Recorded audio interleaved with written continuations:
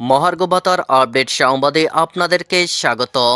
50% মহার্ঘ ভাতার দাবি নেতাদের ডেকেছে প্রধান উপদেষ্টা। অবশেষে সুখবর আসতে চলেছে সরকারি চাকরিজীবীদের। চলুন ভিউয়ার্স, আমরা বিস্তারিত দেখে আসি। 50% মহার্ঘ ভাতা ও নবম পে স্কেল বাস্তবায়ন সহ 7 দফা দাবিতে আন্দোলনরত সরকারি চাকরিজীবী নেতাদের ডেকেছেন প্রধান উপদেষ্টা ডক্টর মোহাম্মদ ইউনূস। রোববার 9 ফেব্রুয়ারি দুপুর 2টায় বাংলাদেশ সরকারি কর্মচারী দাবি আদায় ঐক্য পরিষদের ব্যানারে 15 সদস্যের একটি প্রতিনিধি দলের সঙ্গে কথা বলবেন তিনি। সাক্ষাতের বিষয়টি নিশ্চিত করে বাংলাদেশ সরকারি কর্মচারী উন্নয়ন পরিষদের সাধারণ সম্পাদক ও ঐক্য পরিষদের সমন্বয়ক আসাদুল ইসলাম বলেন, দীর্ঘদিন ধরে আমার আন্দোলন করেছি।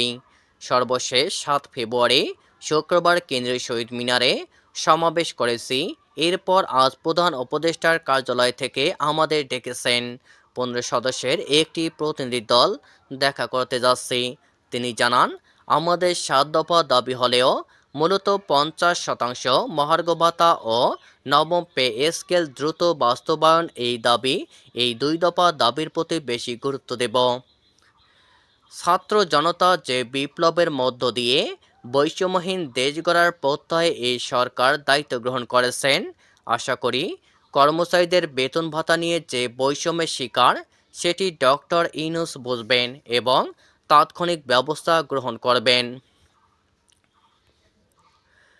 প্রধান উপদেষ্টার সঙ্গে সাক্ষাৎ করতে যাচ্ছেন কর্মচারী কল্যাণ ফেডারেশনের সভাপতি ওয়ারেস আলী, বাংলাদেশ সরকারি কর্মচারী উন্নয়ন পরিষদের সভাপতি রেজাউল হক, সাধারণ সম্পাদক আসাদুল ইসলাম, সহসভাপতি আশফাকুল আশেকিন, 11 থেকে 20তম গ্রেড ফোরামের সভাপতি লুৎফর রহমান, সম্পাদক মাহমুদুল হাসান, খায়ের আহমেদ মজুমদার, আন্তঃবিশ্ববিদ্যালয় কর্মচারী ফেডারেশনের সভাপতি সেলিম মিয়া, তৃতীয় ও চতুর্থ শ্রেণী কর্মচারী সমিতি নেতা রাফিকুল আলম ও সালজার রহমান।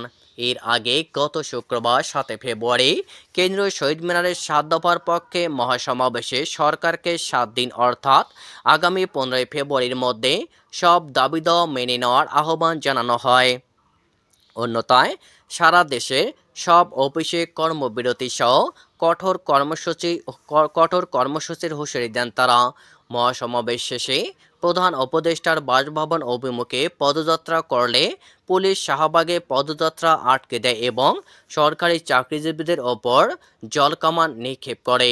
তাদের দাবিগুলো হচ্ছে পে কমিশন গঠন করে বৈষম্য মুক্ত নবম পে স্কেল ঘোষণা, বেতন স্কেলের পার্থক্য সমহারে নির্ধারণ ও গ্রেড সংখ্যা কমাতে পে কমিশনে 11 থেকে 20 গ্রেডের কর্মচারী প্রতিনিধি রাখা, অন্তর্বর্তীকালীন সময়ের জন্য ন্যূনতম 6,000 টাকা মহার্ঘ ভাতা প্রদান, যে সকল কর্মচারী নিজ গ্রেডের বেতন বৃদ্ধির শেষ ধাপে পৌঁছে গেছে তাদের বাৎসরিক বেতন বৃদ্ধি নিয়মিত করা।